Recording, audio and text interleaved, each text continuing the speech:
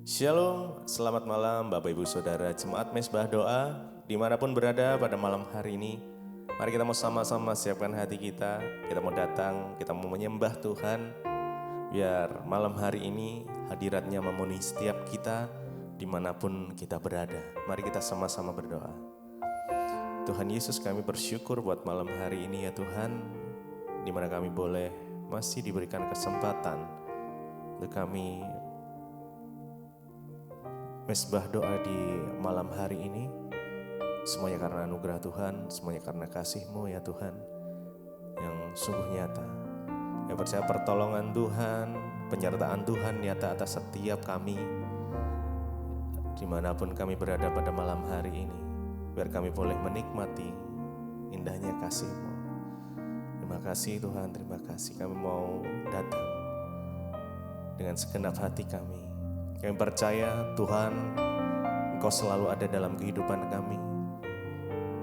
Engkau Allah yang mengerti isi hati kami. Engkau Allah yang peduli setiap kami ya Tuhan. Terima kasih Tuhan Yesus.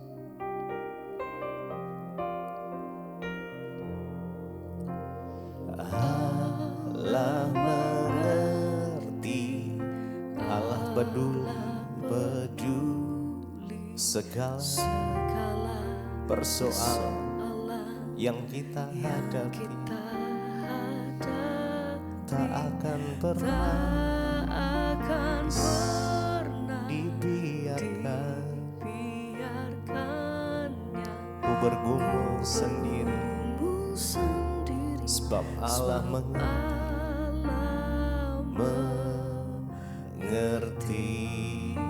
Allah mengerti, Allah mengerti, Allah peduli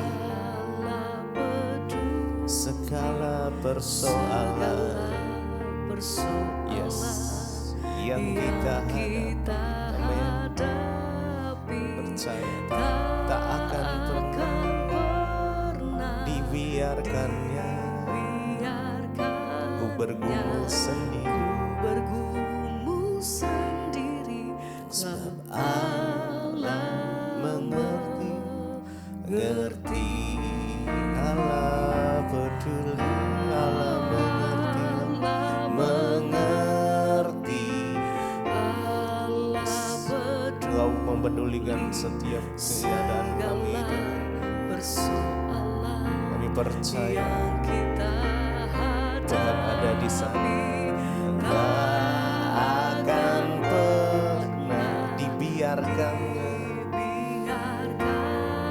Ku bergumul sendiri, sebab Allah mengerti. Allah mengerti, Allah peduli, Allah mengerti, peduli segala persoalan yang kita hadapi. Tak akan pernah dibiarkannya ku bergumul sendiri, sebab Allah mengerti.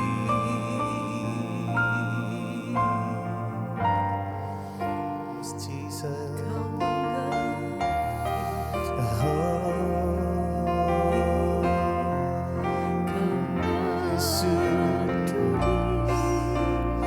Kami percaya Engkau Tuhan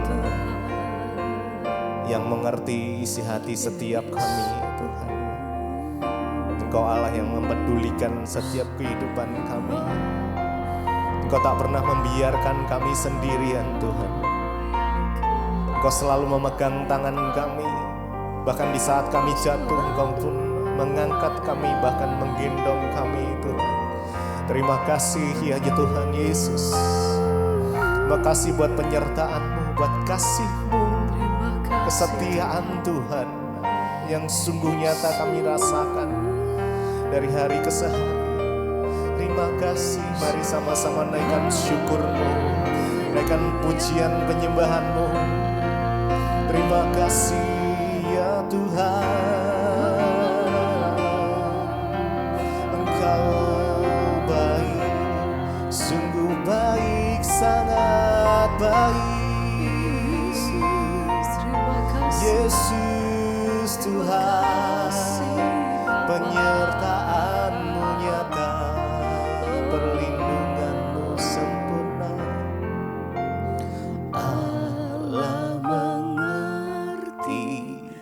hari dengan segenap hati.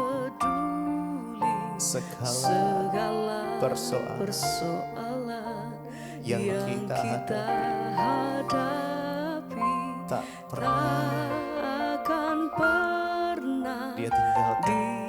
dibiarkannya. Ku Bergumul sendiri sebab Allah mengerti, Allah mengerti, Allah peduli.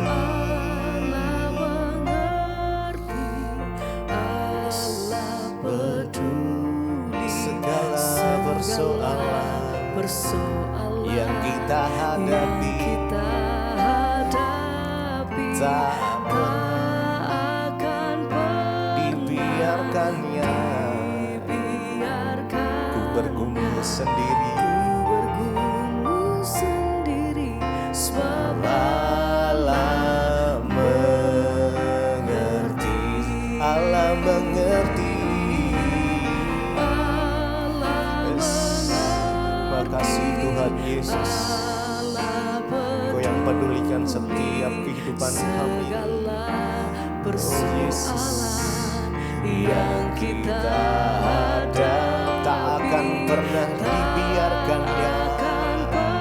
Oh Yesus, biarkan ku bergumul sendiri sebab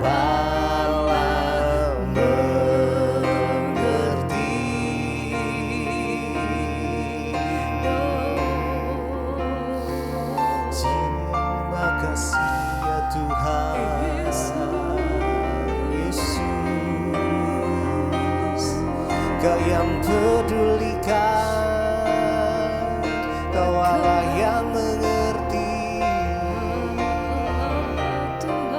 Tak pernah Kau biarkan ku sendiri. Kau selalu menyertai kami ya Tuhan Yesus. Terima kasih Tuhan.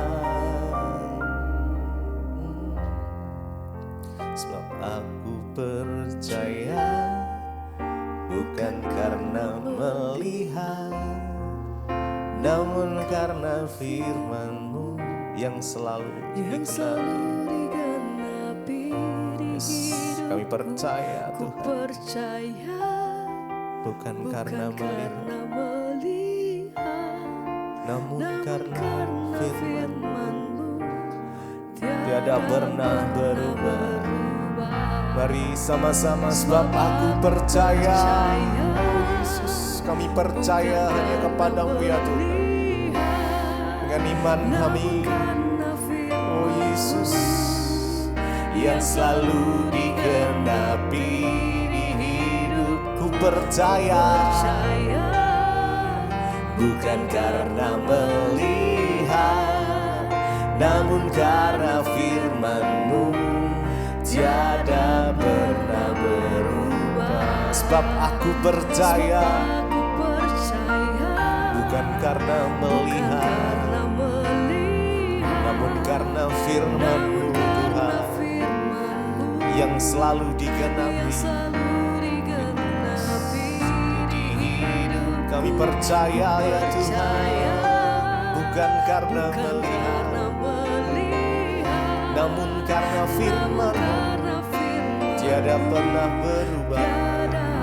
Mari lebih lagi dengan segenap hati kita, sebab aku percaya. Oh, kami percaya kepada-Mu Tuhan Yesus. Namun karena firman-Mu, percaya firman-Mu, ya dan amin. Ku percaya bukan karena melihat,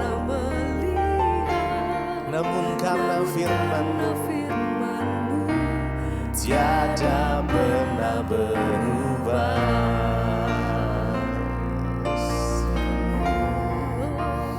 Kami percaya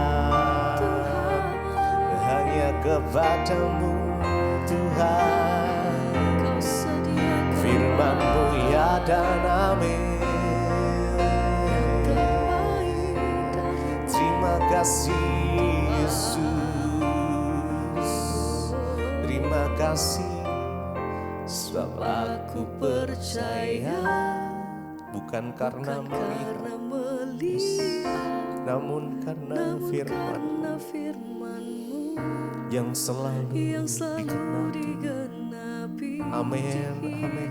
Mari dengan iman, Percaya bukan karena melihat, namun karena firman firman-Mu tiada pernah tiada berubah. pernah berubah. Sebab aku percaya, Percaya bukan karena melihat, karena melihat, namun karena namun karena firman-Mu ya Tuhan yang selalu digenapi. percaya. Kami percaya, ku percaya,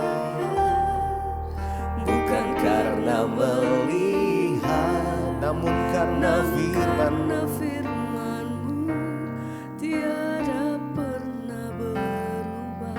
sebab aku percaya, bukan karena melihat, yes, namun karena firman-Mu, amin, yang selalu digenapi di hidupku. Oh, ku percaya Tuhan, Bukan karena ya, melihat, namun karena firman-Mu tiada pernah berubah.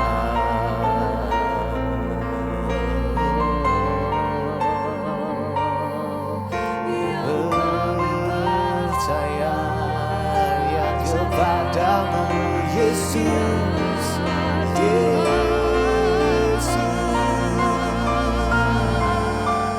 Kau sediakan yang terbaik. terima kasih ya Tuhan.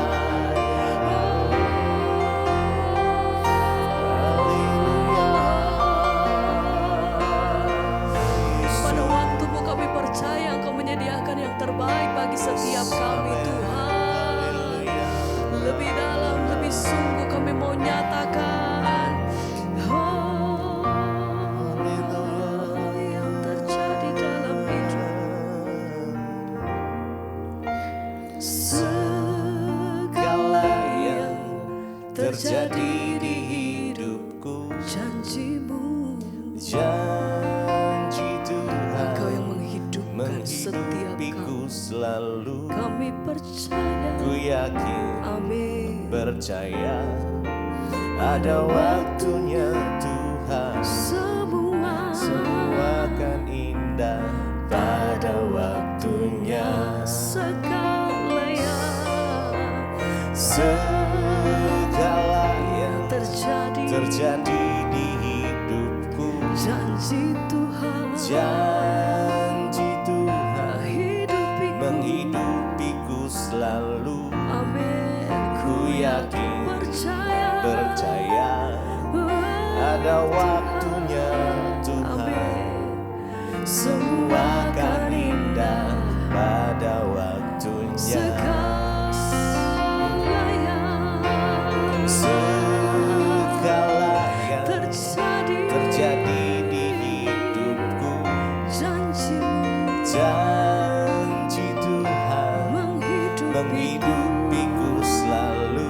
Ku yakin, percaya, ada waktunya Tuhan. Semua akan indah pada waktunya.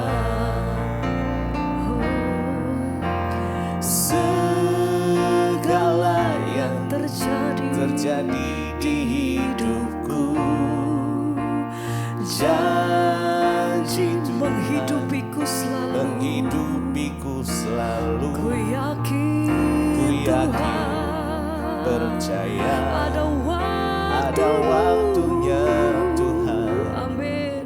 Semua akan indah pada waktunya. Dengan sungguh hati kami percaya, oh, segala yang terjadi di hidupku,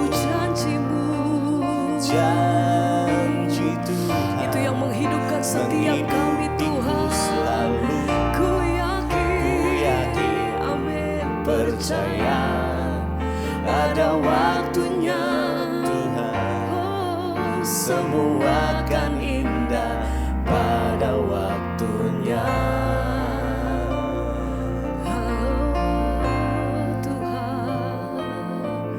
Kami percaya Kau sediakan yang terbaik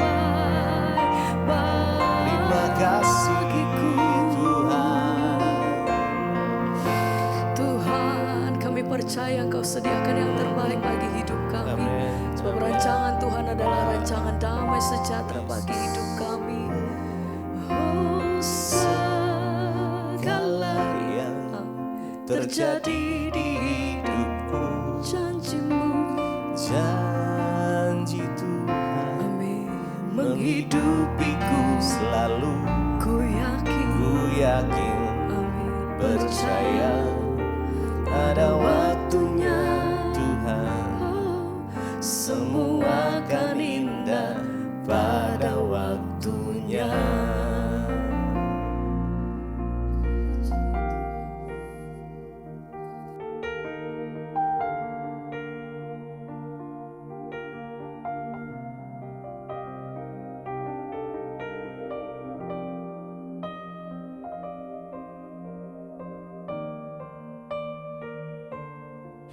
Kami tahu hanya janji-Mu yang mengandung hidup kekekalan Tuhan.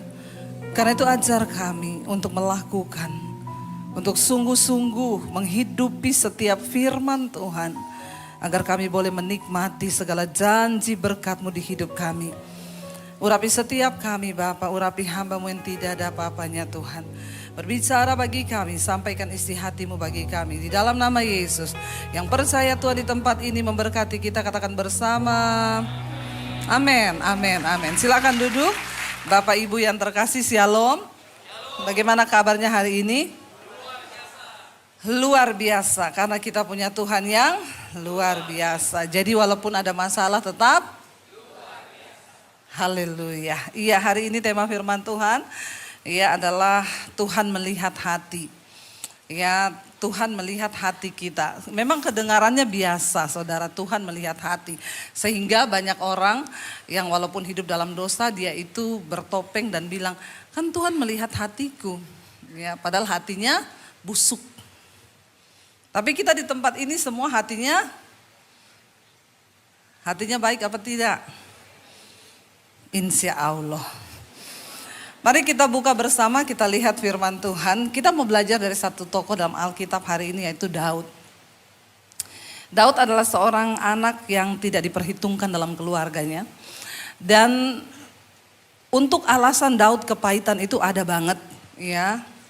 Sekarang banyak anak muda yang menjadikan banyak hal untuk menjadi pahit, dan mereka berkata, iya soalnya kan saya dulu begini, saya dulu begitu, dan membuat mereka itu ya bisa melakukan dosa. Tapi kita mau belajar dari seorang tokoh di Alkitab ini, Daud. Firman Tuhan ketika Tuhan sudah menolak Saul menjadi raja, Tuhan berfirman kepada Nabi Samuel. Tuhan bilang, Samuel, kamu pergi ke satu rumah di Bethlehem, rumah Isai. Di situ ada anak-anak Isai, dan salah satu dari 8 orang anak laki-laki Isai itu akan aku urapi menjadi raja. Akhirnya Samuel datang ke Bethlehem dan dia ketemu dengan Isai. Lalu dia bilang, besok aku akan ada upacara pengorbanan. Dan engkau harus membawa anak-anakmu laki-laki semua. Karena ada salah satu dari mereka yang akan dipilih Tuhan menjadi raja atas Israel. Kira-kira menurut saudara, kalau saudara jadi bapak, lalu ada nabi datang dan ngomong begitu, dan saudara punya anak laki-laki, kira-kira itu berita yang penting gak bagi bapak-bapak? Kenapa yang jawab ibu-ibu? Bapak-bapak penting gak? Penting banget ya. Ketika mendapat berita itu, harusnya, kan dia punya 8 anak laki-laki, harusnya 8 dikasih tahu gak?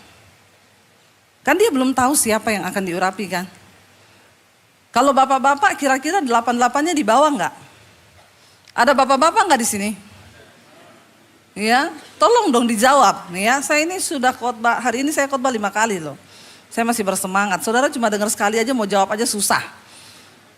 Menurut bapak-bapak penting nggak bawa 88 anaknya? Biasa aja, nggak usah emosi. Giliran ditantang terus emosi, penting, udah kepahitan aja itu ya. Belum apa-apa, baru khotbah soal hati ini sudah pahit. Oke, penting ya, iya dong. Salah satu dari anak kita akan diurapi menjadi raja nih, penting. Lalu malam itu Isai katakan kepada anaknya yang 7, besok kalian itu pakai baju yang bagus karena Nabi Samuel akan mengurapi salah satu kalian menjadi raja. Lalu Daud tanya, "Pak, aku pakai baju apa?" "Kamu nggak usah. Siapa yang ngajak kamu? Besok kamu gembalakan kambing domba di padang. Kamu nggak ada tampang prajurit. Kamu nggak ada tampang apalagi buat jadi raja atas Israel. Nggak usah ikut." Jadi pagi itu mereka semua semangat pakai baju bagus datang ke upacara itu.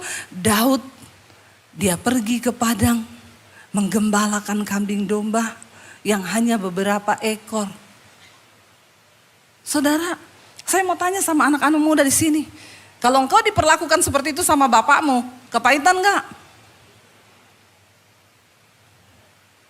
Apalagi anak laki-laki, kepahitan nggak? Tapi Daud nggak kepahitan. Dia pergi ke padang, dia gembalakan kambing domba yang hanya beberapa ekor sambil dia nyanyi di sana. Ya, lebih baik 1 hari di pelataranmu daripada 1000 hari di matahari. Salah ya? Daud itu menulis banyak mazmur yang sekarang menjadi lagu rohani, bahkan dinyanyikan banyak sama NDC. Itu ciptaannya Daud. Dari mazmur ketika dia menggembalakan kambing domba. Akhirnya besok Samuel datang. Semua anak laki-laki Isai dilewatin. Pertama yang gede, ganteng, tinggi, besar. Ya, memang dia prajurit. Eliab lewat. Lalu Samuel berkata begini, "Ini dia yang akan menjadi raja dan pasti dia yang akan aku urapi." Ketika Samuel berpikir begitu di hatinya, Tuhan berfirman kepada Samuel, "Engkau melihat apa yang di depan mata, tapi aku Tuhan melihat hati. Bukan ini yang akan aku urapi menjadi raja." Lalu 7 orang anaknya semua lewat, bukan. Akhirnya Samuel bingung, kenapa enggak ada salah satunya? Lalu dia tanya kepada Isai, "Isai, sudah ini semua ke anakmu laki-laki?" Isai bilang, "Enggak, masih ada 1. Mana?" "Aduh, enggak usah. Dia tuh enggak ada tampang raja. Enggak usah panggil deh, dia lagi menggembalakan kambing domba di padang." Samuel berkata, "Panggil dia ke sini karena kita tidak akan memulai acara ini. Kita tidak akan duduk makan sebelum dia datang." Dengar baik Bapak Ibu, ketika engkau punya hati yang tulus, Tuhan yang akan cari engkau dimanapun engkau berada. Amin. Enggak usah cari muka, enggak usah cari-cari posisi. Engkau jagai hatimu tulus, Tuhan yang cari engkau sekalipun orang berusaha menyembunyikan dirimu. Tapi Tuhan adalah Tuhan yang melihat hati. Lalu akhirnya Daud dipanggil. Tidak ditulis di situ apakah dia pulang mandi dulu ganti baju, enggak. Tapi Alkitab berkata ketika Daud masuk, Tuhan berfirman kepada Samuel, "Bangkit berdiri, ambil tabung tandukmu dan urapi dia dengan minyak. Karena inilah orang yang aku pilih menjadi raja." Bapak Ibu, itu ada di 1 Samuel, coba kita lihat bersama. Ya, kita harus baca ayatnya supaya afdol. Karena kalau nggak baca ayat dipikir ini bohong ya. 1 Samuel pasal 16 ayat yang ke-7 kita lihat bersama. 1 Samuel 16 ayat yang ke-7 baca bersama 1, 2, 3. "Berfirmanlah Tuhan kepada Samuel, janganlah pandang parasnya atau perawakannya yang tinggi, sebab aku telah menolaknya. Bukan yang dilihat manusia yang dilihat Allah, manusia melihat apa yang di depan mata, tetapi Tuhan melihat hati." Ya, jangan tertipu. Makanya yang muda-muda juga kalau mau cari jodoh, jangan tertipu dengan memandang parasnya. Amin. Yang pria-pria Alkitab bilang cari jodoh itu jangan lihat hanya cantiknya. Karena kecantikan itu bohong. Dan kemolekan itu sia-sia. Ya. Cari istri itu yang nomor 1 takut Tuhan.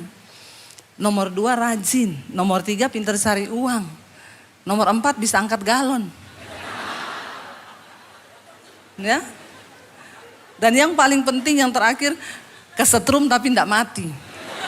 Itu saya banget, saya.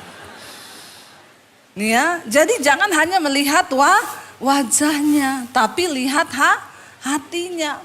Lalu kita melihat ciri-cirinya bagaimana orang itu. Kenapa sih Daud itu dikatakan, saya tertarik, kenapa ya Tuhan tuh bilang aku melihat hati.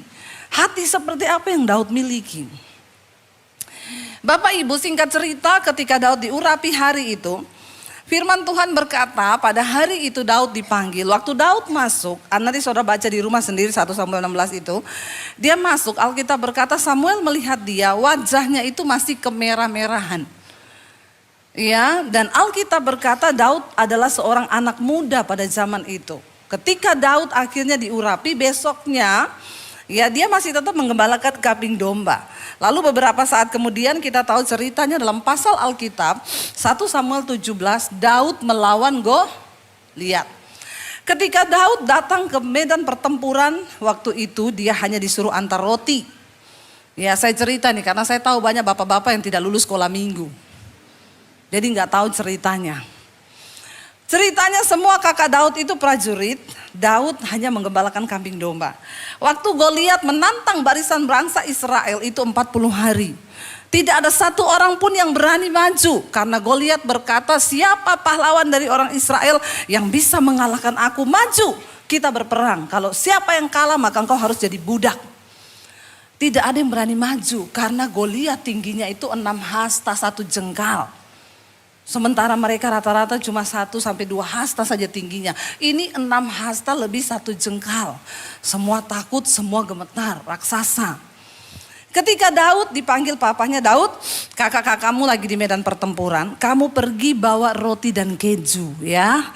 Kamu cepat lihat kakak-kakakmu baik-baik atau tidak. Kamu cepat pulang bawa kabar. Daud pergi ke medan pertempuran. Dia tidak tahu kalau hari itu Tuhan mempromosikan dia. Orang yang hatinya tulus kudus di hadapan Tuhan. Ya, engkau jalani saja hidupmu. Maka Tuhan yang akan mempromosikan engkau. Bahkan sering kali kita tidak sadar, kita tidak tahu. Tapi Tuhan tidak pernah kurang cara. Lalu Daud itu santai pergi ke medan pertempuran. Sampai di sana dia kaget, lihat loh. Goliat lagi menentang bangsa Israel. Siapa yang berani maju? Ayo hadapi aku. Dia menghina barisan bangsa Israel. Daud berkata ini, siapa orang Filistin yang tidak bersunat ini? Beraninya dia menghina barisan Allah yang hidup. Aku akan maju melawan dia. Lalu orang bilang kepada Saul, Saul, Raja, ada yang mau lawan Goliat. Sudah 40 hari, gak ada satupun yang berani. Waktu Daud datang, dia mau melawan. Saul bilang, panggil sini, siapa dia? Daud datang. Ini loh dia raja orangnya. Saul lihat, Saul bilang, tidak mungkin kamu bisa mengalahkan dia. Kamu masih sangat muda. Dan dia dari dulu itu sudah pahlawan. Dia dari masa muda sudah menjadi prajurit dan berlatih berperang. Kamu masih anak sangat muda. Bapak Ibu, kata anak muda yang dipakai Daud di 1 Samuel 17. Waktu ngomong kamu masih terlalu muda. Itu dalam bahasa Ibraninya Naar. Naar itu menggambarkan anak-anak dari usia 8 sampai 15 tahun untuk suku Israel. Jadi Bapak Ibu bayangkan pada waktu Daud diurapi menjadi raja, dia tuh masih sekitaran umur ya paling banter tuh 15 tahun. Dia sudah menerima urapan raja. Ketika Daud menang akhirnya melawan Goliat, Goliat menantang dia, ayo maju kalau kamu berani. Akhirnya Daud maju. Saul juga bilang, ya udah majulah. Memang gak ada yang berani, kok mau apa? Ya udah maju aja. Coba aja kata Daud, siapa tahu walam. Siapa tahu menang. Daud maju bawa tombak sama batu. Lalu Goliat berkata begini, hei kamu pikir saya ini anjing? Kamu datangi saya pakai batu dan tongkat?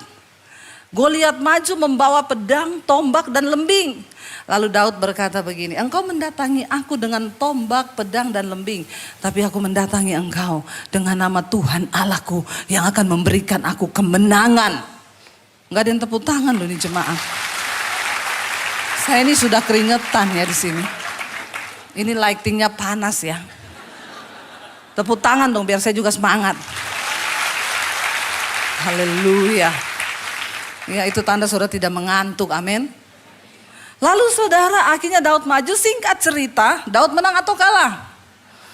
Hanya dengan satu batu. Daud putar batu yang pertama. Kena langsung di dahinya Goliat, tertancap masuk, dia rebah di depan kakinya Daud, mukanya ke tanah. Daud memenangkan pertempuran. Saya mau tanya, setelah itu Daud jadi raja? Enggak. Waktu Daud dipuji-puji, lalu Saul iri hati. Disinilah ujian hatinya Daud. Kenapa Daud dipilih Tuhan? Dia menang. Ujian hati Daud tidak mudah. Berapa tahun? Dia diurapi 15 tahun. Daud menjadi raja berapa tahun? Ada yang lulus sekolah minggu di sini? Daud diurapi raja berapa tahun? Ada yang tahu? Kalau ada yang tahu dapat sepeda loh di bawah. Saya nggak tahu sepedanya siapa, ambil aja itu di parkiran. Daud diurapi Tuhan pada umur 30 tahun. Saya mau tanya, 15 tahun ke 30 lama nggak? Kalau nunggu jodoh sudah ketuaan ya. 15 tahun, tapi itu ujian hatinya Daud. Tuhan bilang dia melihat hatinya. Kenapa saya bilang itu ujian hatinya Daud? Siapa yang akhirnya mau bunuh Daud? Orang yang tadinya mengeluk-elukan dia, yang tadinya memuja dia, Saul. Bangga sekali ketika Daud menyelamatkan orang Israel dari bangsa Filistin. Tapi langsung Saul iri hati. Karena semua bernyanyi, Saul membunuh beribu-ribu. Tapi Daud membunuh berlaksa-laksa. Daud adalah pahlawan yang gagah perkasa. Tiba-tiba Saul iri hati. Bapak Ibu ya, yang namanya iri hati orang kepada kita itu kita tidak bisa tahan. Ya, kita ini hidup. Ya, saya kemarin ngomong sama teman saya, Bu. Orang itu miskin diomongin, kaya juga diomongin. Jadi daripada miskin diomongin, mending sekalian kaya diomongin, amin. Lebih enak kan, udah miskin diomongin lagi, kasihan kan. Mending sekalian kaya diomongin. Toh orang tetap ngomong, kita gak bisa tahan mulut orang. Ya, makanya saya selalu berkata kepada jemaat, ingat ya Tuhan ciptakan kita dua tangan. Tangan kanan dan kiri untuk tutup telinga kanan dan kiri. Kalau Tuhan ciptakan 3 kanan, 1 buat tampar mulut orang. Tapi karena tangan kita cuma 2, jadi tidak boleh. Amin. Jalani setiap proses. Karena iri hatinya Saul, 15 tahun Daud harus bayar itu. Dia lari saudara dari Israel. Saul menggerakkan seluruh kekuatannya. Semua prajurit disuruh bergerak untuk cari Daud. Bunuh dia. Saudara, saya mau tanya, yang cari ini raja loh. Ya, yang cari ini raja loh, bukan orang sembarangan, bukan rekan bisnis. Ya, itu ibarat kalau Jokowi bilang cari Debbie Basir dan seluruh tentara dikerahkan untuk cari saya. Kemana saya mau lari coba? Saudara bisa bayangkan penderitaan yang Daud alami. Di negerinya sendiri, di tanahnya sendiri. Dia sudah tidak merasa aman karena sudah tidak tahu mana sahabat, mana lawan.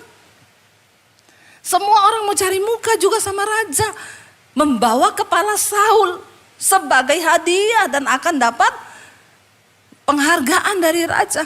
Saul lari ke sini, ketemu Saul lari ke sana, tapi akhirnya Daud melarikan diri ke negeri orang Filistin. Dia pikir, saya lari aja lah ke daerah musuh. Karena ketahuan orang Filistin semua musuh. Daripada di Israel, enggak tahu mana teman, mana lawan. Lebih susah mana, yo? Di tempat yang kita tahu semua memang musuh membenci kita, atau di tempat ada orang yang pura-pura manis. Kalau ketemu, halo sayang. Hai say, tambah cantik ya Cin, pret. Jangan percaya mulut manis hari-hari ini. Bilang aja pret. Banyak orang berbulu manis sekarang kan. Ya, mulutnya manis. Padahal di belakang lain, di hati lain. Daud sekalianlah lari di daerah musuh. Dia lari ke daerah orang Filistin. Karena dia tahu Saul pasti gak berani kejar dia ke situ. Sampai di tempat daerah orang Filistin. Ternyata orang Filistin tahu ini Daud loh yang dulu bunuh Goliat, pahlawan kita. Lalu mereka seret dia dibawa ke depan Raja Akis. Raja, ini Daud yang dulu membunuh pahlawan Goliat. Daud pura-pura gila di situ. Dia ludah-ludah mukanya, penuh ludah di jenggotnya. Lalu Akis marah dan berkata, kurang orang gila kah di negeri ini? Sehingga kamu bawa orang gila ini ke sini, suruh dia keluar. Daud lolos pada waktu itu. Saudara, Saul terus mencari, Daud terus mencari. Sampai akhirnya Saul dengar dia ada di dalam gua. Saul pergi mencari dia. Lalu ketika Saul sedang tertidur, Daud datang. Daud datang di sampingnya Saul yang lagi tidur. Anak buahnya ngomong gini, Tuan, inilah yang firman Tuhan katakan. Allah menyerahkan musuhmu ke dalam tanganmu. Sekarang waktu yang tepat, bunuh dia. Karena inilah satu-satunya penghalang engkau menjadi raja.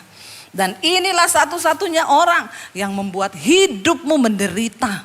Sekarang bunuh dia. Daud berkata, jangan pernah engkau mendahului Tuhan. Aku tidak akan pernah membunuhnya. Karena dia akan mati mungkin karena ajalnya. Atau memang Tuhan yang ingin mencabut nyawanya.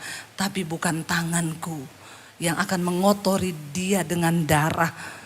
Aku akan bunuh dia dan darah itu akan mengotori tanganku. Aku tidak sanggup untuk menjamah orang yang diurapi Tuhan. Hello, menurut saudara Daud hatinya seperti apa? Ini orang yang bikin hidupnya menderita loh. 15 tahun urapan raja sudah di kepalanya.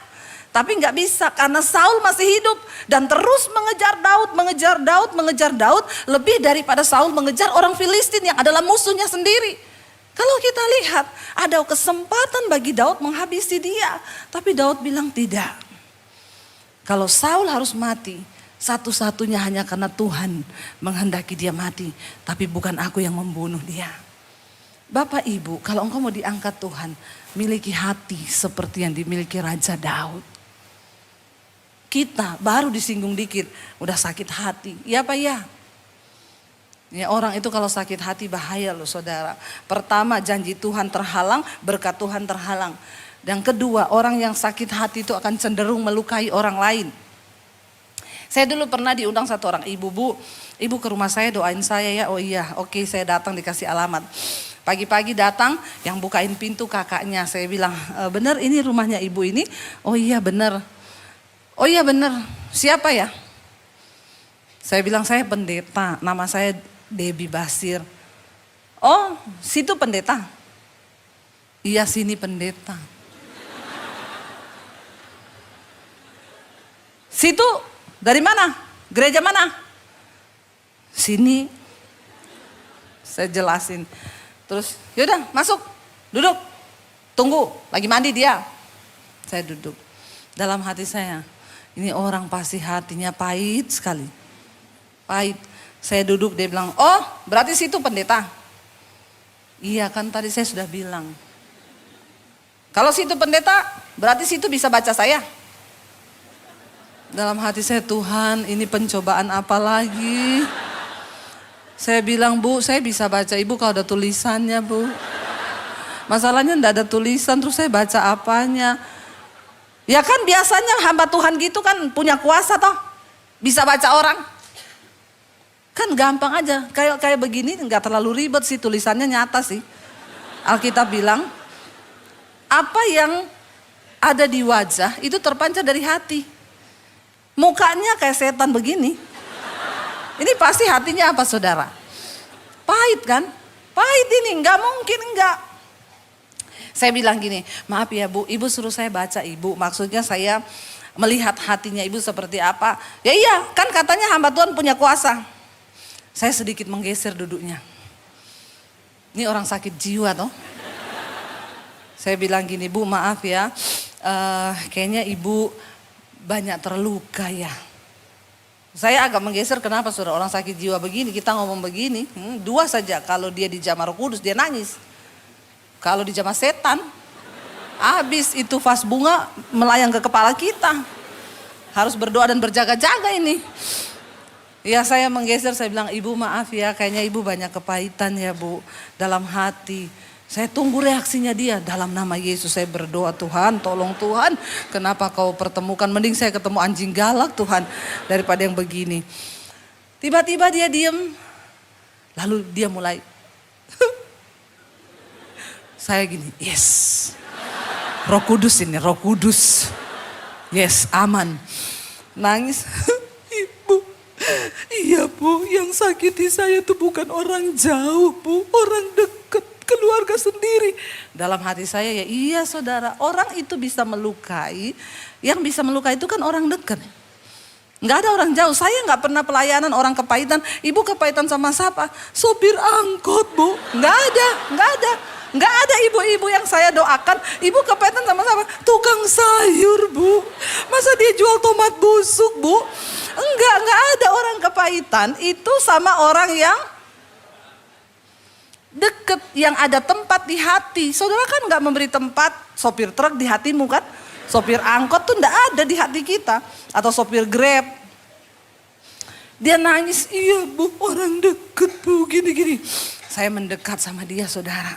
Saya belai punggungnya, bu Tuhan mengasihi ibu. Apapun pengalaman buruk yang ibu alami, percaya bu Tuhan itu sangat mengasihimu. Walaupun keluargamu nggak sayang, tambah jadi saudara. Orang-orang pahit gini dia cuma butuh nangis. Karena biasanya orang kepahitan tuh jarang menangis. Ayo di sini siapa yang sudah tidak pernah menangis 1 tahun? Anda mendekati sakit jiwa. Loh benar saudara, air mata itu penting loh Tuhan ciptakan untuk dikeluarkan. Tapi kalau engkau gak pernah menangis itu berarti hatimu mulai mengeras seperti batu. Dia nangis, saya tahu waktu dia menangis itu dia plong. Saya belai aja belakangnya. Tuhan mengasihi ibu, biar kasih Bapa mengalir atas hidupmu. Nangis kenceng. Akhirnya ketika selesai berdoa beberapa menit dia tenang. Saya bilang, bu Tuhan mengasihi ibu. Lalu dia bilang, terima kasih bu pendeta, saya sudah plong hati saya bu. Nggak pernah ada yang layani. Saudara, tuayan itu menguning loh di sekeliling kita. Ini orang yang hanya saya dapatkan baru sebentar ngobrol. Akhirnya dia tanya gini, maaf bu, ibu namanya siapa? Saya bilang, situ. Loh kok rohnya yang pindah ya sama saya? Dalam hati saya, dari tadi lu manggil aku situ. Situ dari mana, situ di mana, situ. Tapi lihat, ketika Tuhan menjamah seseorang, hatinya dibenerin sama Tuhan. Langsung, bu maaf namanya siapa ya bu? Saya bilang, saya Debbie bu, panggil saya Debbie aja. Oh iya makasih ibu Debbie, mau minum apa? Langsung loh berubah. Tapi saya jawab, boleh bu ada kopi enggak? Saya, minum kopi, iya saya bikinin. Saya berani jawab karena dia sudah tersenyum. Kalau dia tanya gini, situ minum apa? Jangan kau jawab. Kau bilang kopi, keluarlah kopi pakai sianida. Maka matilah kau. Kenapa ada orang bikin kopi dikasih sianida? Karena dia bikin kopi dengan hati yang pahit. Ya, makanya dimasukin sianida. Ngeri loh saudara. Makanya kita belajar hari ini. Daud, dia tidak mengizinkan kepahitan masuk. Dia punya kesempatan yang pertama untuk membunuh Saul. Dan satu-satunya penghalang untuk Daud menjadi raja yaitu Saul. Yang pertama kenapa Tuhan itu memilih Daud? Dia melihat hati Daud itu tidak kepahitan. Yang kedua, Daud percaya bahwa kalau Tuhan yang akan mengangkat dia menjadi raja, maka Tuhanlah yang punya waktu untuk meninggikan Daud dan bukan dengan cara-cara yang tidak benar. Orang yang hatinya lurus dengan Tuhan, dia percaya bahwa semua yang terjadi di hidupnya itu seizin Tuhan. Jangan percepat waktu Tuhan, jangan engkau mereka-rekakan, tidak usah cari muka, tidak usah berbalas dengan yang jahat. Hidup ini lurus aja saudara, kalau engkau mau menikmati berkat Tuhan. Orang sakiti puji Tuhan, orang mau fitnah puji Tuhan, orang mau apain aja haleluya. Karena semua yang terjadi di hidup kita itu seizin Tuhan. Waktu yang pertama Daud lolos, dia gak mau bunuh Saul. Terus Saul kejar, Daud lari, terus Saul kejar. Sampai akhirnya Daud diberi kesempatan yang kedua untuk bunuh Saul. Kali ini kita baca. Mari buka bersama. Ya, kita akan lihat ayatnya 1 Samuel 26 ayat yang ke-18. Saat itu dilaporkan sama pegawainya, sama Daud, "Tuan, Saul datang ke sini untuk membunuh engkau." Lalu ketika Saul tertidur, Daud berhasil mendekati pasukannya, semua lagi tertidur.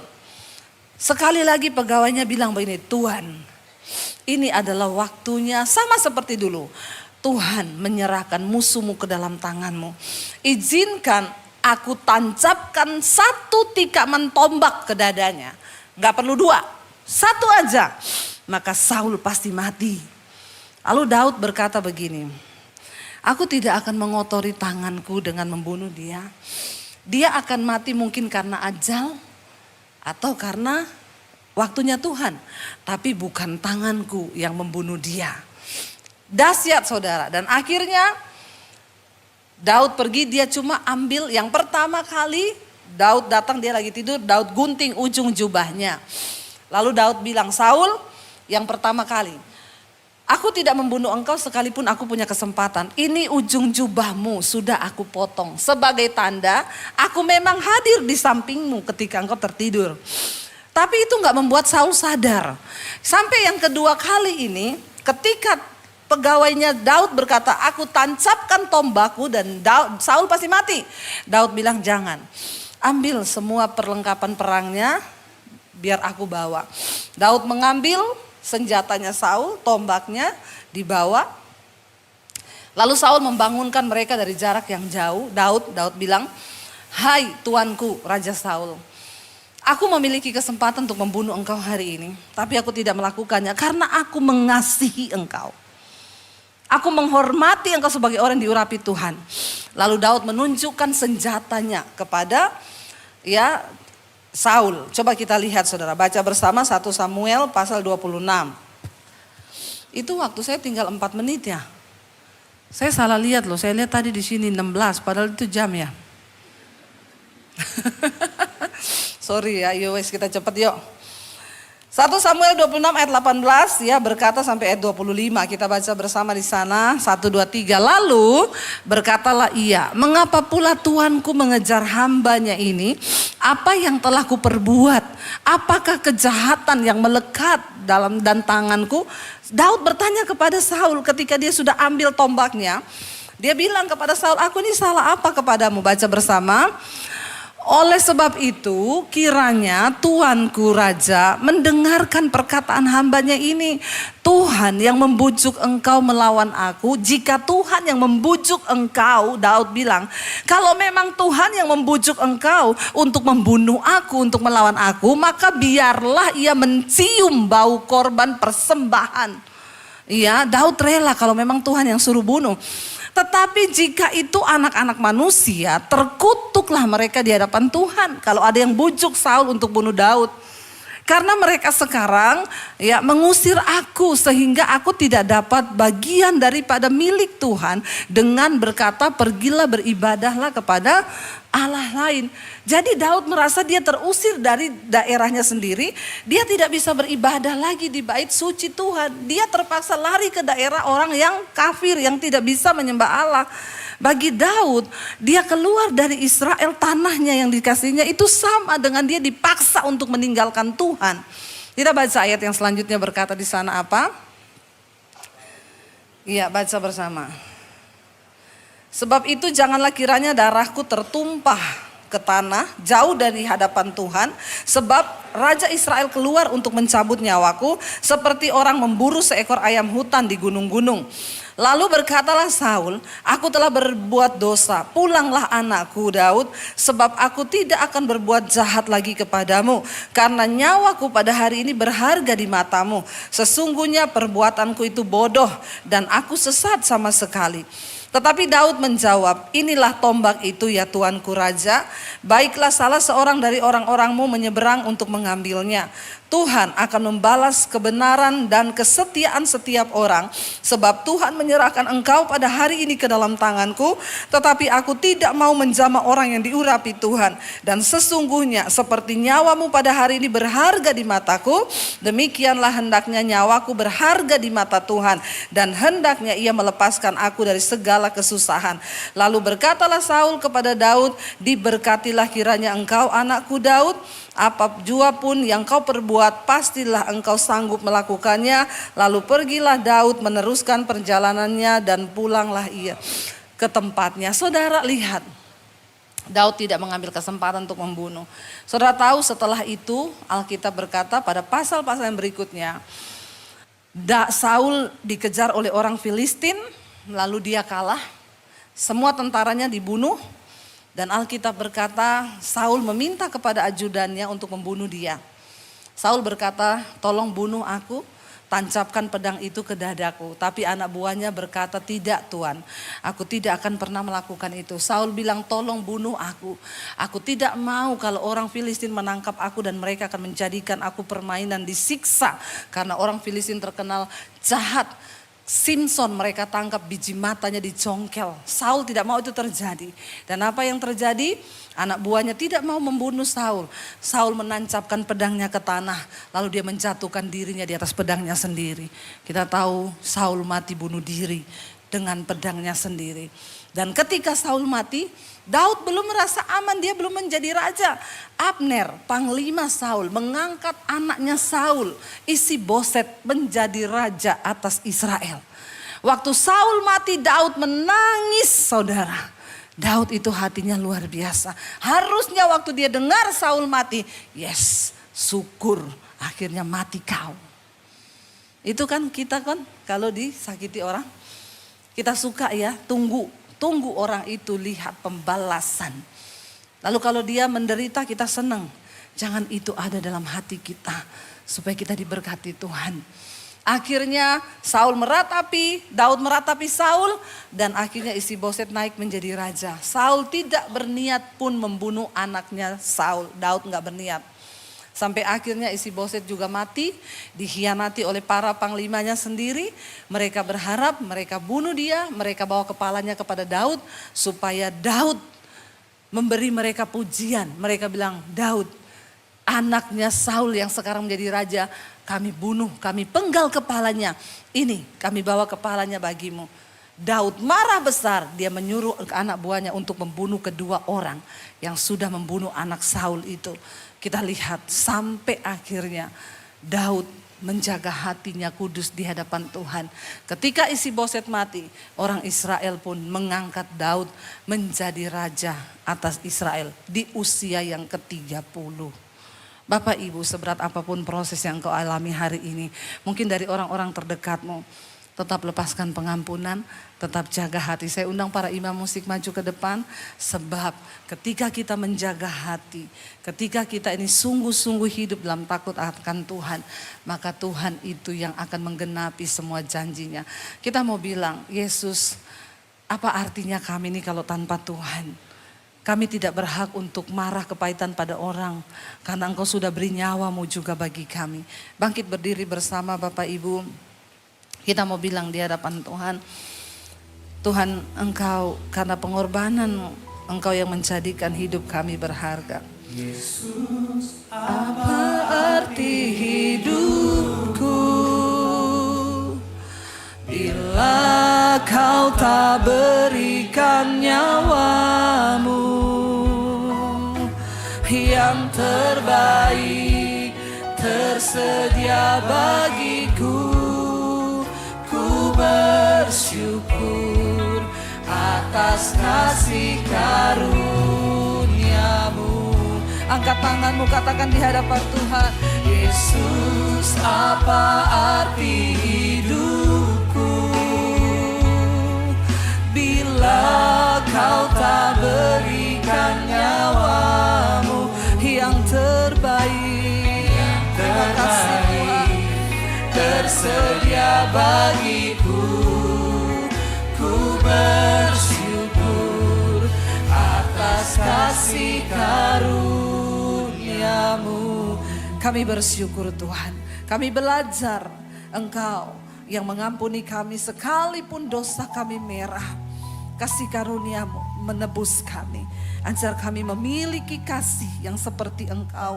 Apapun perlakuan orang terhadap kami, proses apapun yang harus kami jalani, berikan kami hati yang tulus, yang kudus, mampu mengampuni, menerima segala keadaan sebagai proses yang Tuhan izinkan terjadi, supaya kami ditinggikannya pada waktunya. Terima kasih Bapa. Segala pujian, hormat, kemuliaan hanya bagi Engkau dalam nama Yesus. Yang diberkati katakan bersama, amin. Tuhan memberkati.